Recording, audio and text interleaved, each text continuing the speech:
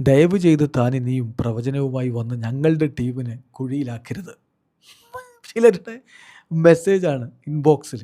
പക്ഷേ ഇതൊക്കെ നമ്മൾ IPLൻ്റെ ആവേശത്തിൽ അങ്ങ് പറയുന്നതല്ലേ. കളിക്കളത്തിൽ എന്ത് സംഭവിക്കുന്നു എന്നതിന് തന്നെയാണ് പ്രാധാന്യം. എന്നാൽ ഈ ആവേശത്തിൽ നമ്മൾ പ്രവചനവും പറയും, പരസ്പരം ഫാൻ ഫൈറ്റും ഉണ്ടാക്കും. അങ്ങനെയല്ലേ നമ്മൾ ആഘോഷമാക്കി മാറ്റുന്നത്. ഇന്നത്തെ കളിയെക്കുറിച്ച് പ്രവചിച്ചില്ലെങ്കിൽ പിന്നെ എന്താണ്? CSKയും RCBയും തമ്മിൽ ചിന്നസ്വാമി സ്റ്റേഡിയത്തിൽ ഏറ്റുമുട്ടുമ്പോൾ ആര് ജയിക്കും? നമുക്ക് ആദ്യം പതിവ് പോലെ ടീം ന്യൂസ് ഒന്ന് നോക്കാം. ജോഷ് ഹേസൽവുഡ് കളിക്കുമോ? ചോദ്യം അതാണ് RCB ആരാധകരുടെ. അദ്ദേഹം ട്രെയിനിങ് ഒക്കെ നടത്തുന്നുണ്ട്. പക്ഷേ ഇന്നലെ ജിതേഷ് ശർമ്മ മാധ്യമങ്ങളെ കണ്ടപ്പോൾ ഒരു കാര്യം അങ്ങ് വിട്ടു പറയാൻ തയ്യാറായില്ല. നിങ്ങളത് ബെറ്റർ മാനേജ്മെൻറ്റിനോട് ചോദിക്കുന്നതായിരിക്കും നല്ലതെന്ന് അദ്ദേഹം പറഞ്ഞത്.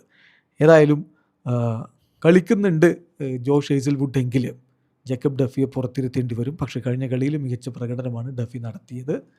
സോ ഹേസൽവുഡ് ഈ മാച്ച് മിസ് ചെയ്യുകയാണെങ്കിൽ മാറ്റമൊന്നുമില്ലാതെ തന്നെ RCB ഇറങ്ങും.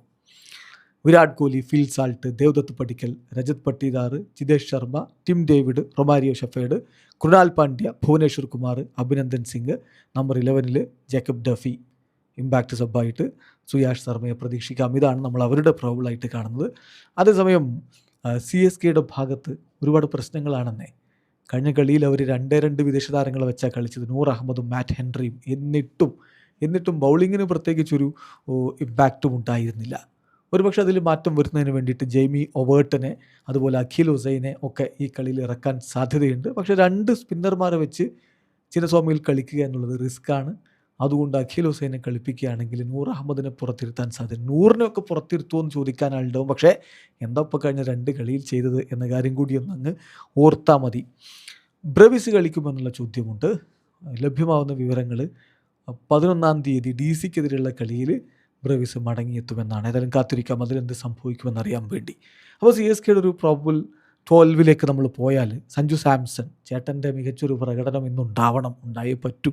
ഒപ്പം രുദ്രാജ് ഗെയ്ക്വാദ് ഓപ്പൺ ചെയ്യും. Then Ayush Mhatre, Sarfaraz Khan, Shivam Dube, Kartik Sharma, Prashant Veer, Matt Henry, Noor Ahmad കളിക്കുന്നില്ലെങ്കിൽ ഗുർജപ്നീത് സിംഗിനെ വെച്ച് ഒരു പേസ് ബോളർ ഓപ്പറേറ്റ് ചെയ്യാൻ സാധ്യതയുണ്ട്. ദെൻ അൻഷുൽ കമ്പോജോ, ജെയ്മി ഒവേർട്ടിനോ 2 കളിക്കും. ഖലീൽ അഹമ്മദ് നമ്പർ 11, പിന്നെ നമ്പർ 12 അഖിൽ ഹുസൈൻ വരാം. Akhil Hussain or Rahul Chahar impact sub റോളിലും വരാം. ഇതാണ് നമ്മൾ പ്രതീക്ഷിക്കുന്നത്. ഏതായാലും തീർച്ചയായിട്ടും CSK വിജയം ആഗ്രഹിക്കുന്നുണ്ട്. എന്നാൽ പോലും നമ്മുടെ ഒരു പ്രഡിക്ഷൻ CSKയുടെ ബൗളിംഗ് വെച്ച് CSK ജയിക്കുമെന്ന് പറയാൻ ഒരല്പം ബുദ്ധിമുട്ടുണ്ട്. RCB ജയിക്കുമെന്നാണ് നമ്മുടെ പ്രഡിക്ഷൻ. നിങ്ങളുടെ പ്രഡിക്ഷൻ കമൻറ്റ് ബോക്സിൽ രേഖപ്പെടുത്തുക.